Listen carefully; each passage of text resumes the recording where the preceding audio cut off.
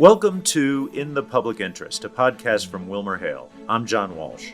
And I'm Felicia Ellsworth. John and I are partners at WilmerHale, an international law firm that works at the intersection of government, technology, and business. Turn on the news these days and you're likely to see stories of climate-related crises all across the country and the world. Flooding in California, record-breaking heat waves in the Pacific Northwest and Canada resulting in really catastrophic fires, drought, hurricanes, all manner of extreme weather in between. As climate change continues to advance, it seems that these events are becoming more frequent and they're becoming definitely more intense. We're all being forced to adapt in ways both large and small to what seems to be a troubling new normal. Our guest today is more familiar than most with these changes and the challenge of adapting to them. Mike Connor is Assistant Secretary of the Army for Civil Works, where he leads the Army Corps of Engineers Civil Works program. The Civil Works program is a sprawling enterprise with a multi-billion-dollar budget. It's responsible for everything from maintaining ports and waterways to building flood control infrastructure and restoring aquatic ecosystems. Given this mandate, the Army Corps Civil Works program is at the front lines of the federal government's response to climate change, and it's working hard to prepare the country's infrastructure for our uncertain climate future. Mike Connor took the lead at the Army Corps of Engineers in 2021. Before that, he was a partner in WilmerHale's Denver office, where his practice focused on natural resources, renewable energy, environmental compliance, and also tribal and Native American law. Prior to his time at the firm, he served in the Department of the Interior, the Bureau of Reclamation, and the Senate Energy and Natural Resources Committee. All of that is to say, he spent an entire career working on that confluence of law, policy, and the environment. We invited Mike on to discuss his work at the Army Corps and to share his unique perspective on what it will take to confront the environmental challenges we face and how we can build climate resilience into the next generation of American infrastructure. John, take it away from here. Today, I'm joined by Mike Connor, Assistant Secretary of the Army for Civil Works and a former partner at WilmerHale's Denver office. Mike, it's great to see you. Thanks for being here. Yeah, it's great to be here with you, John. So, the Army Corps of Engineers, I think we've all heard that name, but I don't know that people have a really good sense of what the Army Corps does. It's such an important institution, has a gigantic budget, but would you give us just a quick overview of the Corps' mission? I'd be delighted to. It is even much larger than I had envisioned when I came into this position. The Army Corps of Engineers and the Army Civil Works program, it's a massive enterprise. I think that's the best way I can describe it. It has a broad range of responsibilities in its mission, everything from the original mission associated with the Army Corps, navigation and maintaining our waterways for purposes of commerce, engaging in flood risk reduction, and that's along our rivers inland, as well as dealing with flooding issues on our coasts and the impacts of coastal surges, those type of activities. In the last several decades, it's taken on a broad aquatic ecosystem restoration mission. And those are the three primary areas that we describe as the Army Corps' core responsibilities. But beyond that, recreation, more campgrounds than any other federal agency, including the National Park Service, largest hydropower producer in the country. And from a regulatory standpoint, it is the primary implementer of the Clean Water Act. And then, of course, very significantly this day and age is emergency and disaster response. The Army Corps is typically first in with FEMA and assessing damages, trying to restore power, undertaking a large number of responsibilities in the immediate aftermath of a disaster. And then, of course, in the rebuilding that takes place, we're actively involved. So the breadth of the mission is incredibly significant. And finally, I think, once again, very relevant in this day and age, we're constantly assessing and readjusting and rethinking what needs to be done with that infrastructure or any type of project that we're undertaking because of the realities of a changing climate and changing needs in our communities. Wow. It's hard to get your head around the scope of that mission and responsibility. Maybe to give our listeners a sense, what's the annual budget approximately of the Army Corps of Engineers? There's always the president's budget that comes out on an annual basis, which I am duty bound to say I absolutely support the president's budget. That's about $6.7 billion the last couple of years. Typically, Congress writes in funds on top of that budget. And so, for instance, this year we have a budget of about $8.3 billion for 2023. But to put that in context, In the last 2 years, if you combine the budgets provided by Congress the last 2 years and the bipartisan infrastructure law, 17.1 billion, and then you include disaster supplementals overall for this agency that operates on a president's budget of about 6.6 billion, we've received $41 billion in fiscal years 22 and 23. And so we're built for a much smaller amount of execution, but we are being asked to execute at a much larger scale. It's a good problem to have, but it's certainly a challenge for the Civil Works program. Yeah, I can only imagine your people have to be running really hard to keep up with that amount of funding. They would acknowledge that, yes. Now, we mentioned in the introduction a little bit about your background, which is frankly a long and storied career focusing on environmental law and policy, water law, Native American and Indian law, renewable energy, and a breadth of thing. When the opportunity came to head up the Army Corps of Engineers as Assistant Secretary of the Army, what got your attention? What was the thing that brought you in to take this job, which has got to be just extraordinary? I think what most attracted me is one, you always like to think you can step in and make a difference. But I think what most attracted me was when President Biden, then candidate Biden, was outlaying his vision and his priorities for the country. I immediately thought that the Army Corps of Engineers could play a very significant role in advancing the president's priorities, particularly as it relates to addressing supply chain issues and our rivers of commerce and the way we move commerce around this country and internationally. Obviously, climate resilience, which the president has been laser focused on. The Army Corps has always been in the resilience business, but taking that to a next level and really adjusting to deal with the new realities of climate was highly important. And then the president had a strong focus on environmental justice and equity in the investments that the federal government makes. And I think some of that is long overdue in the Army Civil Works mission, so we could move the needle in that area too. So you mentioned the impacts of climate change. I think we think of climate change often in terms of big storms or forest fires, floods, things of that sort. From the point of view of an agency that has such an incredible footprint all across the country, where are you seeing the biggest impacts from climate change on the actual work of the Army Corps of Engineers? I think climate change is having a major impact in all of those mission areas for the Corps of Engineers that I referenced. The biggest reality of climate change, as we see it right now, is what we call weather whiplash. It's these extreme events. For instance, in 2022, just in the continental US, we had 1 in 1,000 year precipitation events. These have a 0.1% chance of happening on any base in any time frame.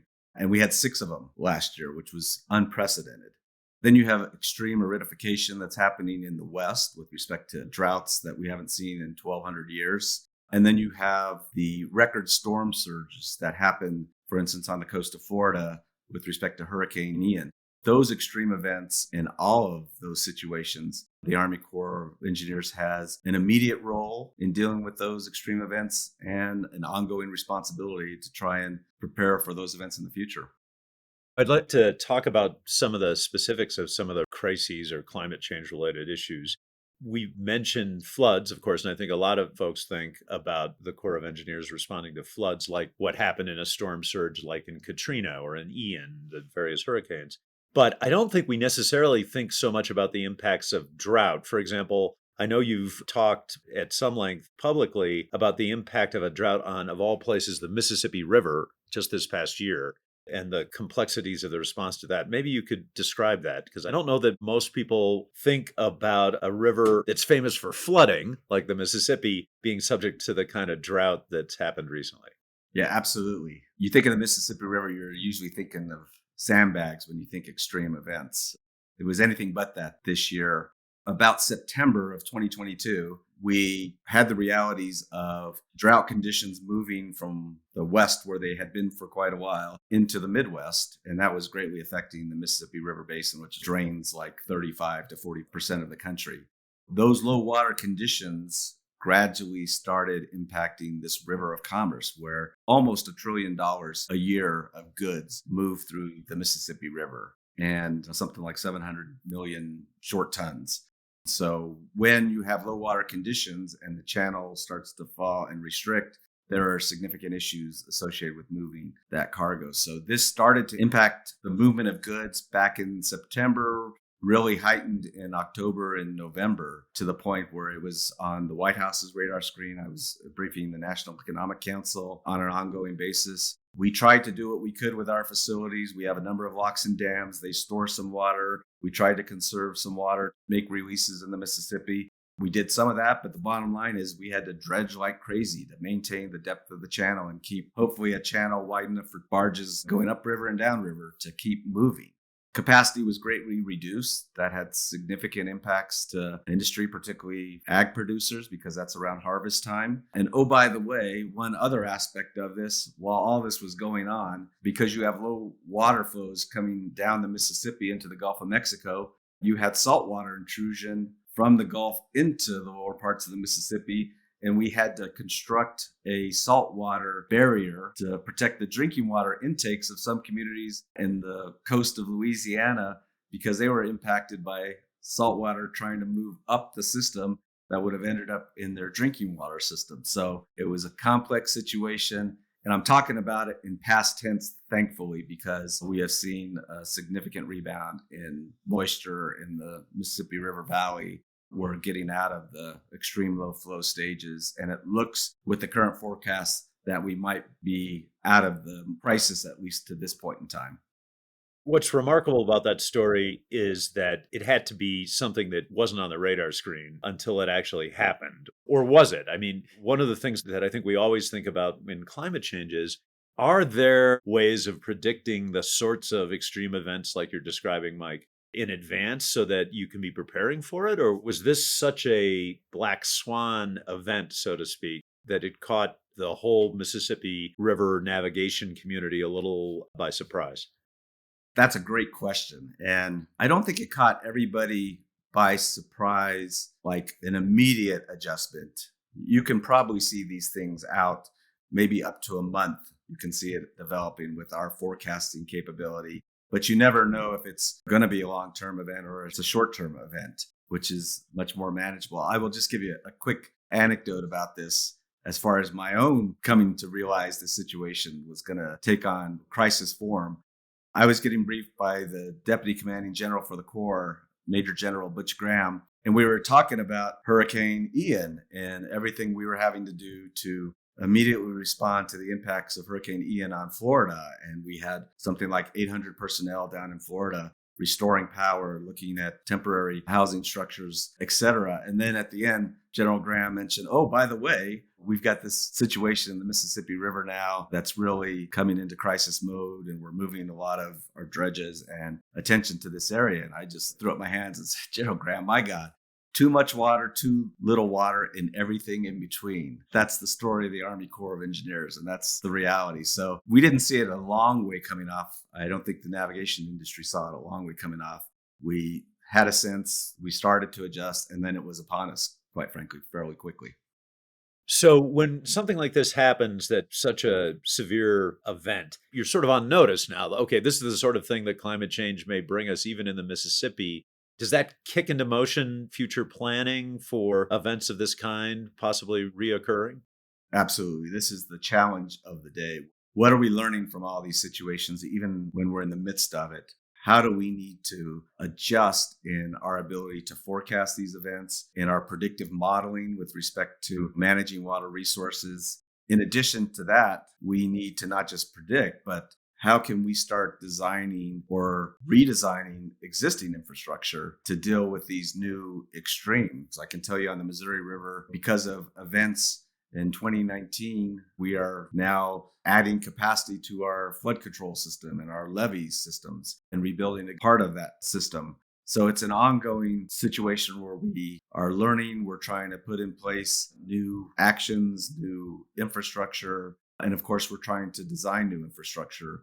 But also what I will say from a budget standpoint is having the ability to respond and having some flexibility in your budget is incredibly important. We can't just pretend that we can formulate a budget 2 years in advance, put it in specific categories, not be able to move those resources because we're going to need them. And in this case, because of the bipartisan infrastructure law, because of actions Congress has taken, we had some flexibility to move money to cover all this very significant dredging activity. We spent probably $40 to $50 million above what had previously been budgeted for, just because of the round the clock activity that we were doing to keep the channels open on the Mississippi River. So it's everything from budget to planning to ongoing operations, trying to adjust to deal with the new realities. So that flexibility seems related to the concept of climate resilience, which you mentioned earlier in describing the president's priorities. When you talk about climate resilience, give us a sense of what you mean by that. And is there a project that you could point to that exemplifies that kind of effort? Sure. Perfect example. Climate affects the environment. And the Army Corps of Engineers has been the lead in a program for the last couple of decades to restore America's Everglades.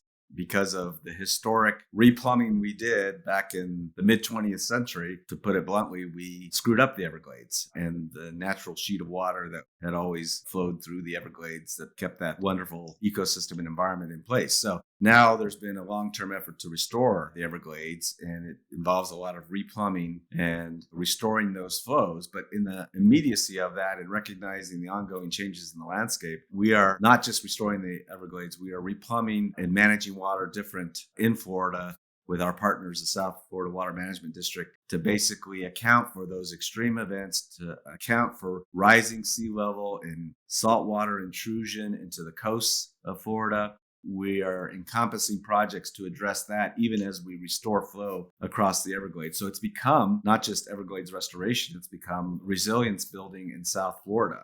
So that's one example. Probably the most significant example is the aftermath of Hurricane Katrina and what we did around New Orleans with the Hurricane Storm Damage Risk Reduction System. And it's basically a fortification of surge barriers and pumping stations and outflows that got rebuilt in and around New Orleans after Hurricane Katrina to completely redo the process for dealing with those extreme hurricane events that have been plaguing Louisiana for quite some time. And so that was a $15 billion project. Includes the largest surge barrier in the world that was built the quickest. I think it's 1.8 miles. It includes the largest pumping station in the world to be able to pump water out of that inner area that's within the storm surge system that we have built. And we just turned that over as a completed project to the state of Louisiana, New Orleans, and the districts that will be managing it. So that's a completed project. Lastly, I will just mention atmospheric rivers. We're in the midst of a surge of atmospheric rivers in California. Our flood protection systems are holding, but it does bring to the surface the question that a lot of us have been wrestling with for a while, which is in the extreme droughts that plague California, when you have these atmospheric rivers, how do we redesign or rethink our flood management system so that we can capture some of that water, we can recharge aquifers, we can use it to enhance some environmental needs, and can we secure some of that water for specific water supply purposes in the state of California? Wow.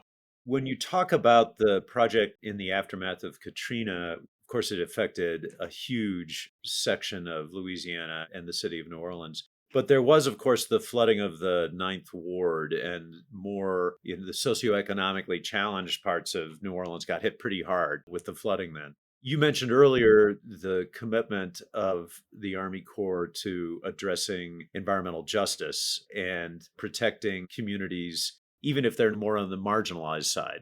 Could you talk a little bit about that? How does that look on the ground for the Army Corps of Engineers in how you're doing your work to ensure its efforts are truly just on a broad scale? Yeah, thanks for that opportunity, because quite frankly, this is the issue that I almost feel like we're behind on, and we need to create the institutions that allow the Army Corps of Engineers to work with economically disenfranchised, marginalized communities. Fundamental reason I say that, and the fundamental issue has always been the Army Corps has been directed to formulate its projects, whether they're flood risk reduction, whether they're navigation, whether they're restoration projects, to enhance national economic development overall, which means the Army Corps of Engineers has been charged with maximizing benefit cost ratios in any projects that it develops. And when you do that, particularly with respect to flood control projects, and you're looking to protect property and economic activity, you do it at the highest value areas, not the lowest value areas. And that has excluded economically challenged and minority communities, to be blunt. My predecessor directed the Corps to think more broadly. Look at all the benefits when you design projects that could be brought. This is before you get to the economic analysis. Just look at all the benefits you can bring in doing a project. We call it comprehensive benefits.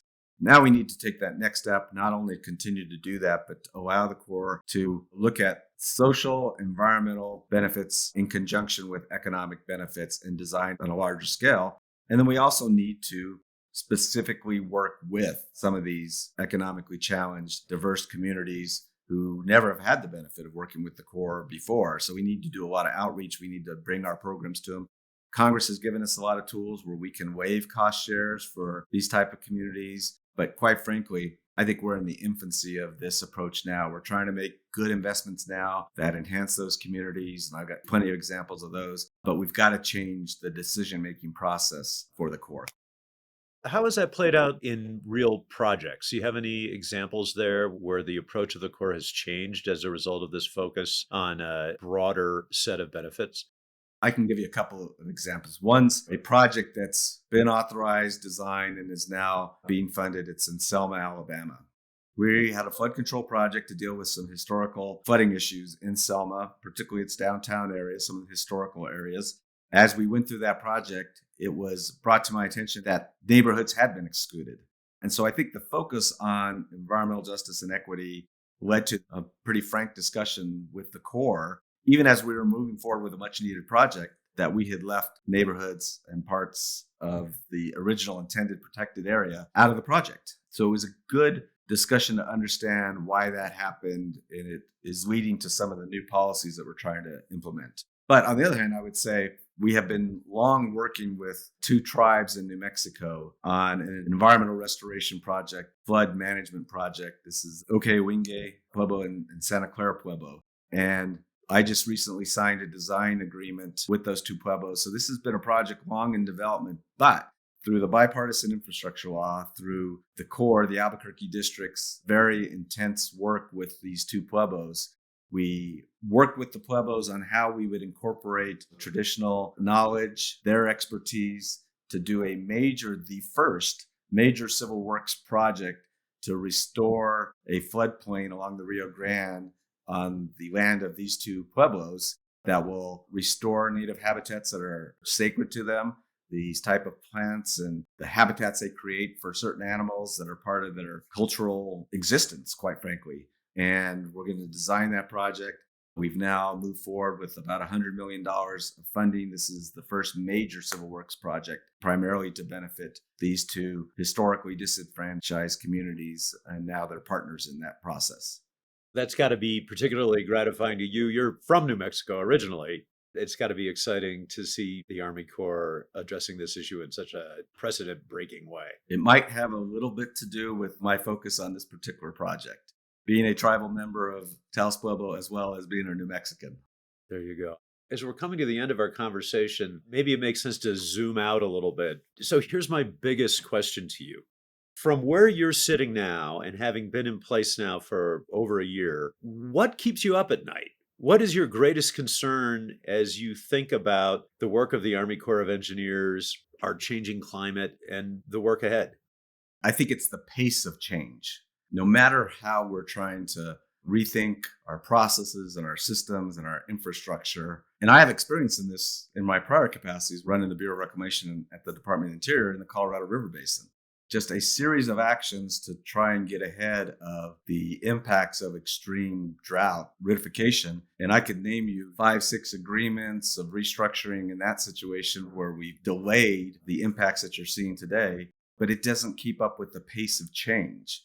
And I think I see that the same way at the Army Corps of Engineers. What's happening with these extreme weather events, whether it's hurricanes, whether it's precipitation, it's overwhelming our systems. And the bottom line is that we've got 20th century infrastructure in a 21st century climate.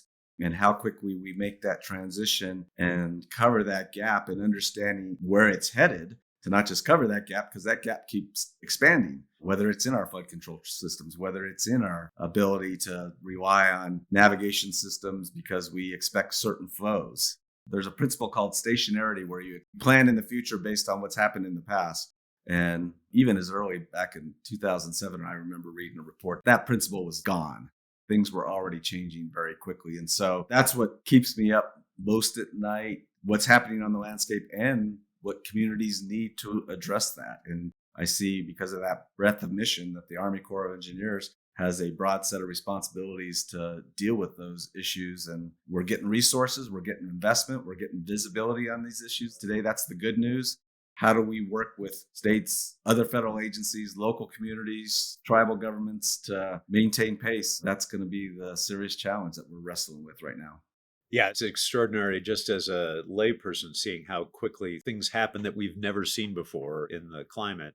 Let's flip that question around, though. What lets you sleep at night? What's making you think that the situation is manageable and the Army Corps can step up to the plate and continue to do such an incredible job?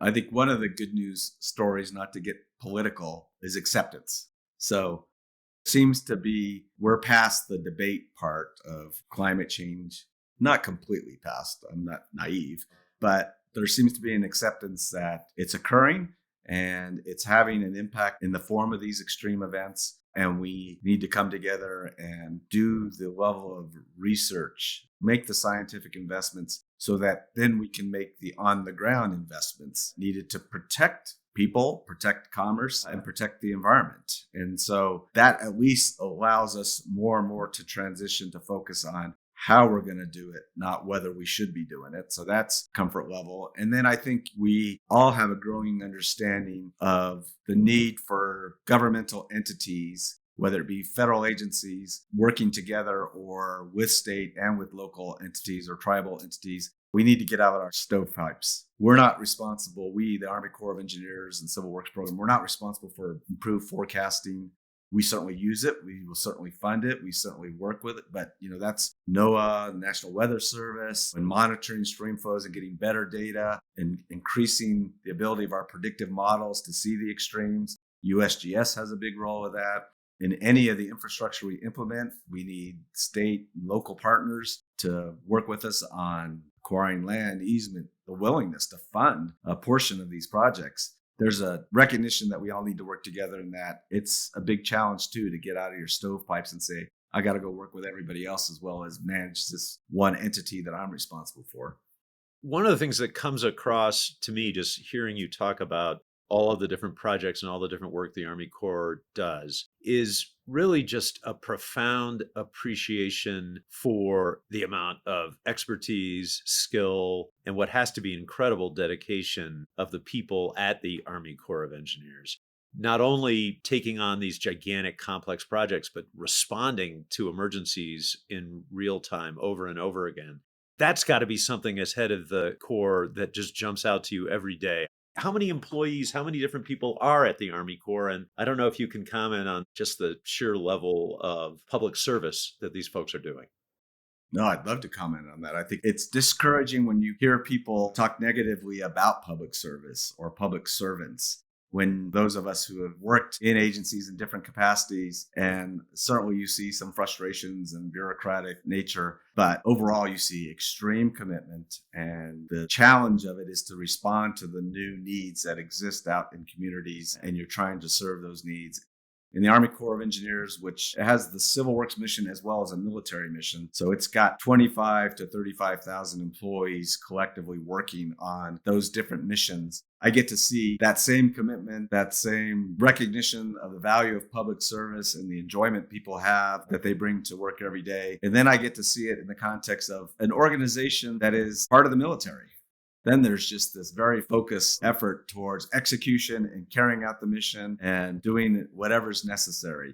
Particularly when we have disasters or emergencies, we bring in those same people who are working on day-to-day public works projects and we put them in a disaster response setting, and they go willingly, and they do it sometimes while their own communities. Take New Orleans. People responding to Hurricane Katrina in those situations when they're worried about their own family and their own personal housing situation. You see that constantly. You just shake your head and say, these people are wonderful. They're committed. They're everything that we need. And to the extent that you give me an opportunity to make that point and you make it in different forms that I've heard, it's really important that we keep highlighting the commitment of public servants. Yeah, it's so easy for us because it generally works so extraordinarily well to take for granted the amount of effort that goes into this, which is truly extraordinary as you've been describing it. Best wishes to you and everyone at the Army Corps on this incredible work. Look forward to seeing you soon. Sounds good. Appreciate it. We're so fortunate to have Mike Connor available to talk about these issues and issues that are unlikely to go away in the rest of our lives. Mike, thank you so much for joining us. And thank you, everyone listening, for tuning in to this episode of In the Public Interest. We hope you'll join us for our next episode.